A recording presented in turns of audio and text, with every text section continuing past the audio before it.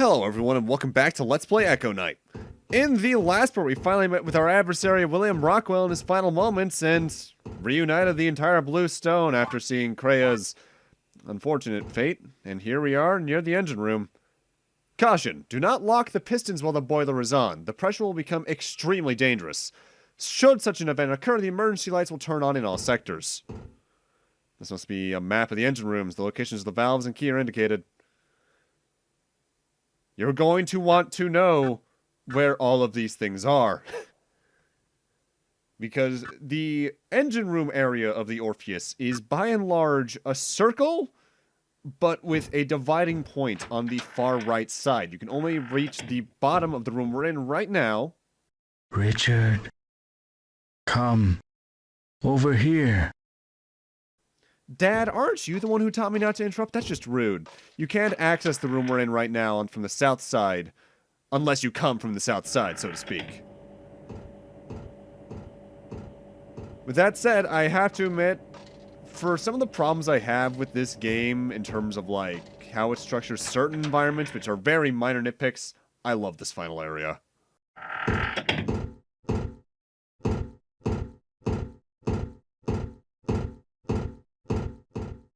I finally understand now, Richard. I realized it the moment I killed William and got hold of the red stone.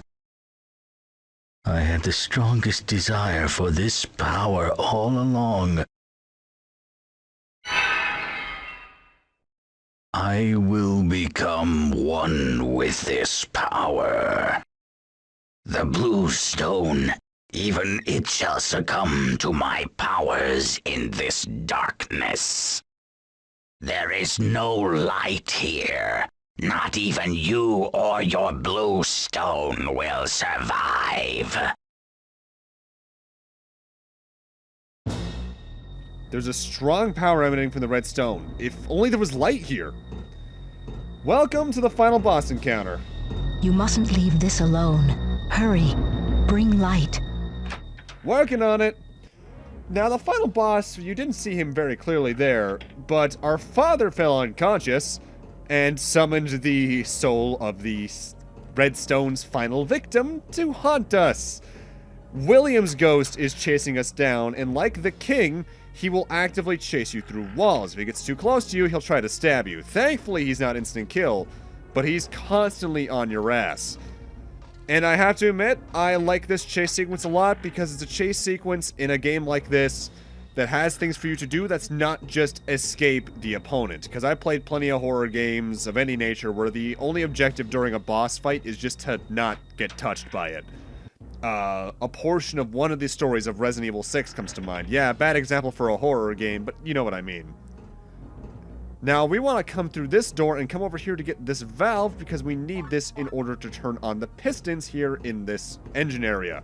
Because you might have noticed, as that one poster said, the only thing that can turn on the lights here is if the boilers are activated alongside the both sets of pistons. So, we need to get that done. Now, you need to do both things on your own, though. You can either go and turn on the pistons first, or go for the boiler first. I recommend the boiler because we're already in the room for it. We just need to come down these steps, and on our left and right are the boilers that we need to turn on. Now, it's very likely William will come in out of nowhere and just be like, hey, I'm gonna stab ya. And if you do, you'll just taking some damage there. Thankfully, at this point, you probably have more than enough curing potions that he can't really kill you. But it definitely is the tensest moment of the chase, I feel, because it's the only time you're really in one location long enough for him to try and stab you. I forget if it happens during this footage, though, because I know in my test I think it happened. I don't think it happens here, or do I have that reversed?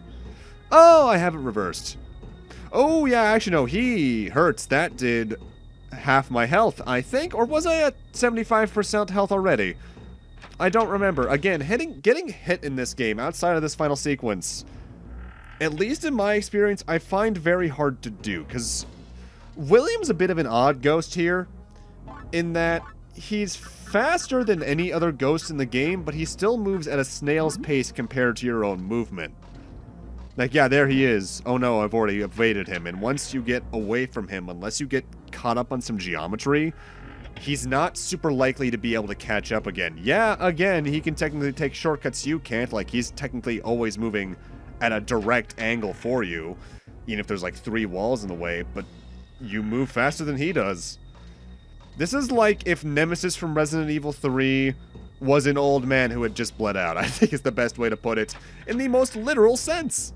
Now, when you enter either room with pistons, this one or the one directly across the map from ourselves, our final goal in all of this, you just need to come into these little panels and use the piston control key on the piston control panel. With this, only one move left and our final boss is over. Admittedly, expecting any kind of real boss fight in a game like this is foolish, and to be frank, I'm at least glad there's an encounter like this, because I've played plenty of games like this where the final encounter is more so use this item here with no real threat like a chaser like this. A good example is Amnesia: The Dark Descent. Interesting ass horror game. Final battle is just use the item here, more or less. And with us using this key, this puts the pistons and boiler all on overdrive at the exact same time, causing the pistons to shut down and the emergency lights to activate.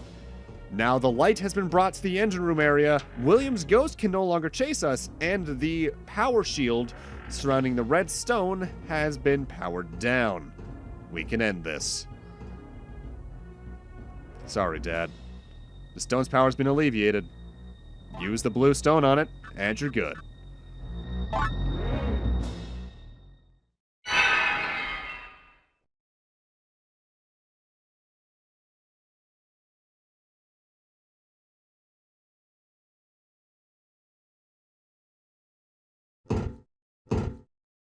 The power to change destiny. Gone. Forever. This place won't last long. Hurry. Run to the front of the ship. Oh shit, Metroid self-destruct sequence. Ah shit, we have about a minute and a half to reach the room with the locked doors I tried to enter during the William chase. It's actually a relatively safe chase, you'll usually make it in time.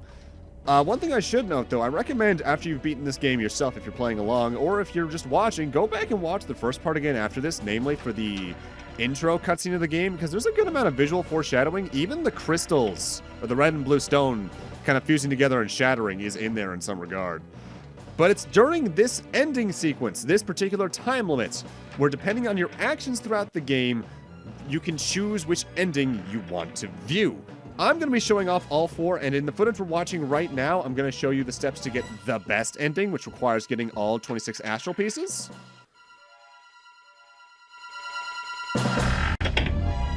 I've come, as I have promised. Come now, inside the sun. But once we show the shared pieces of the ending, so to speak, I'll be talking about how to get each of the individual endings and then showing their non-shared pieces, as it were, because all 4 of the endings share at least one cutscene, 3 of them share another one, and then 2 of them share a lot of this scene. Hello. I told you that I would come, didn't I, Richard?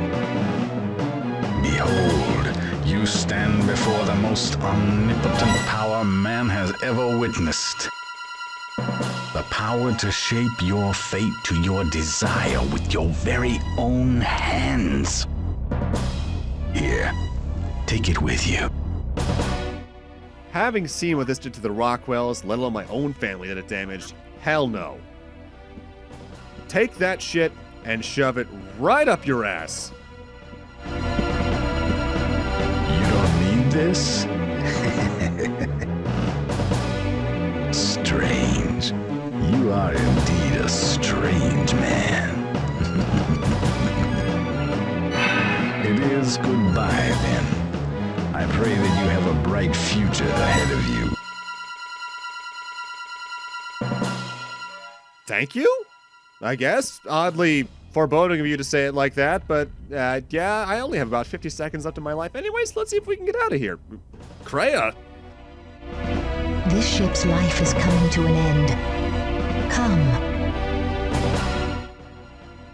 Everyone's telling me to come. I know, there's only so many doors for me to enter here, guys.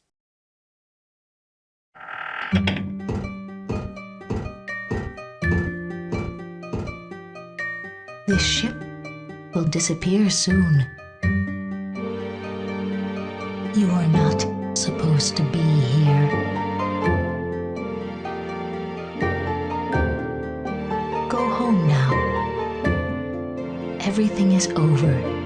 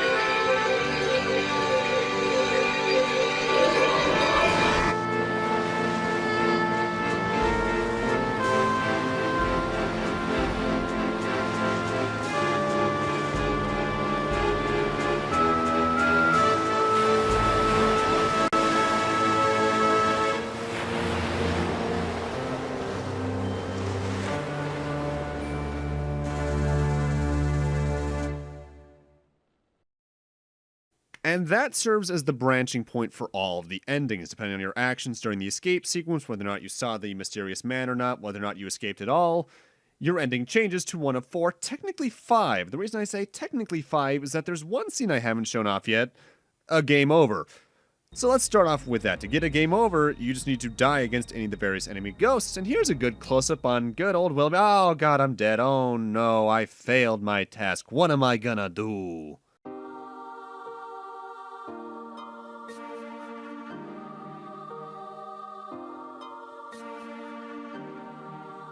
What the? That's him! And that's all a game over is. And not for nothing, I actually like the game over in this game, because A, the implications of us becoming a ghost is pretty horrifying in its own right, but also this piano-y piece here that plays is absolutely beautiful. But now let's get on to the actual ending. Let's start off with the bad ending, which is easily the simplest to get. To get this ending, you just need to not escape the ship during the time limit. Just do not enter that door that leads to Kreia, and you're fine. You can even technically go and see the mysterious man, as long as you don't escape. The cutscene of the Orpheus, I guess passing on in its own right from its cruel fates, plays, and we get this downer text entry. Anchor City Journal, November 16th, 1937. A house was set ablaze on the 15th in peaceful Anchor City. Half the house was gutted before firefighters intervened. No casualties were reported, but the owner, Henry Osmond, is listed as missing. He disappeared abruptly sometime before or after the fire. Police are treating his disappearance as a possible crime. Richard Osmond, the house owner's son, was called into Anchor City Police. He too disappeared while investigating the charred house. The case remains unsolved. Next up is the normal ending. To get this, you need to escape the Orpheus without visiting the mysterious man during the ending sequence. So just go to the room with Kreia after you've talked with your father. That's it. Even if you have all 26 astral pieces, this will play. The only thing you still see is the Kreia scene and the Orpheus disappearing. As long as you didn't talk to the mysterious man, you'll get this particular ending.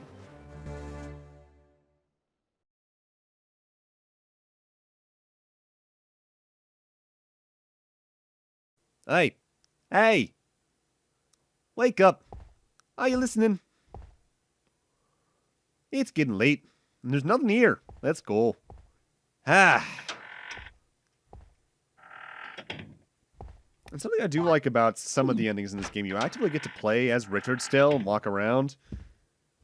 I like to imagine that in some of these endings, he's not even thinking the fact that all that actually happened. Maybe in his grief, he daydreamed it all.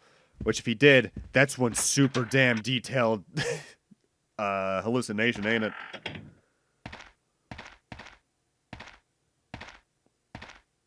Don't look so depressed. Your father might just show up one day, right? Well, let's get out of here. God damn it. This piece of shit won't start. Can you grab the tools out of the trunk? Sure thing. I know the problems with car trouble. They never cease, do they?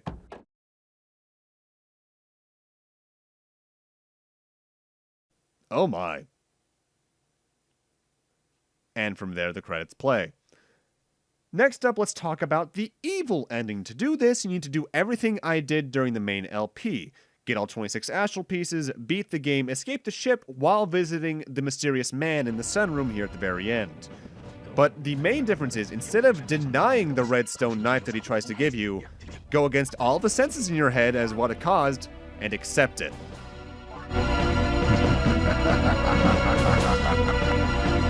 Richard, I wonder what you'll wish for. I can hardly wait.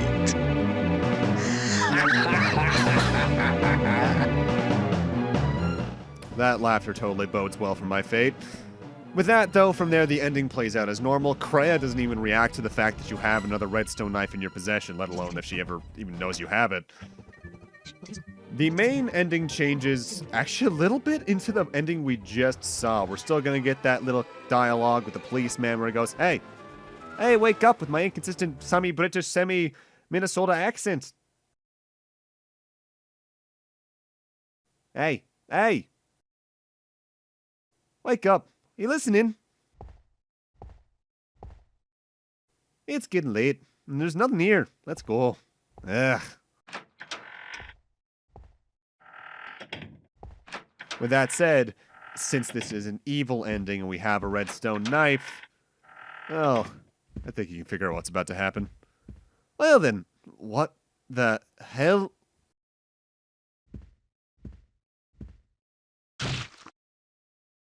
Damn, what the hell? The stone's power is mine and mine alone. With that said, that's all the evil ending does. Then it goes straight to the credits from memory.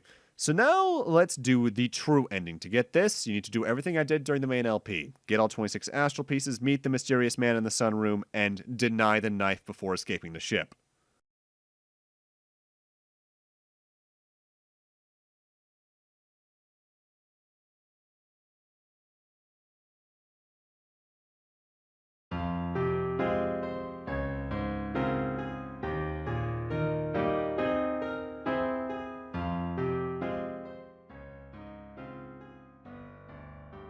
I never lost faith that one day this cursed fate would be brought to a conclusion. At times I still wonder about the redstone's significance, the power to play with fate itself. Was that cursed incident and all of our pain and suffering caused by fate? When you look upon this music box, please, reminisce. Reminisce on this stone and the many people you saved.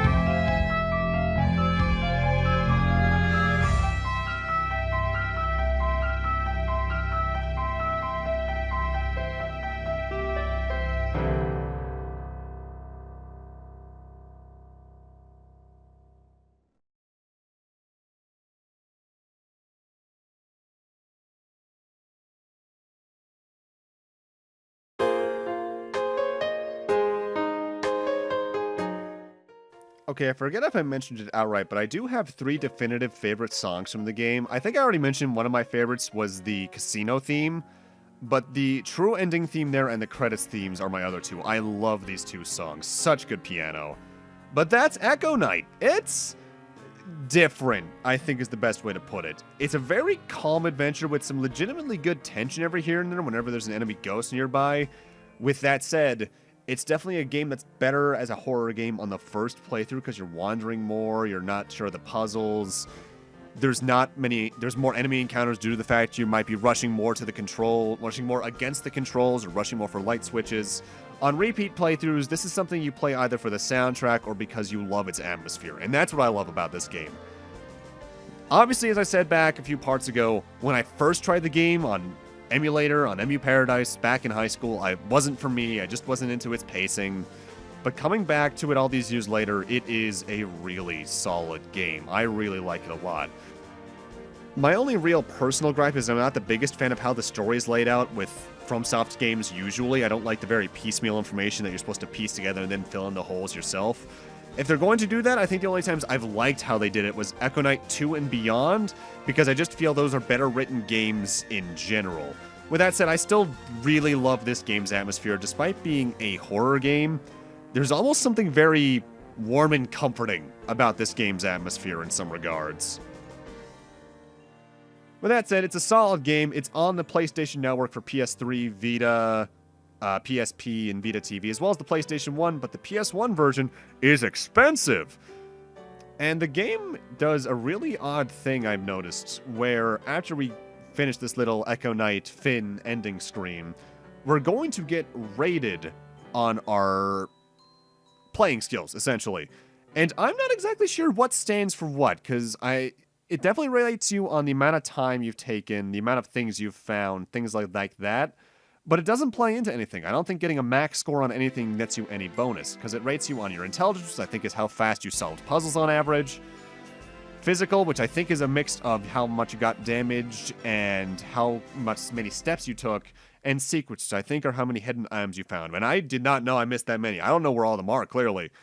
But with that, I'm going to need to end this off here. Thank you guys for watching. Have a great night. Take care. I'll get to Echo Knight 2 at some point. That's going to be a lot more reading for me because that game's voiced in Japanese because there's only a fan translation for it. But I do think it's worth trying all the same. And I'll see you guys next Let's Play, whatever that may be. See you guys then.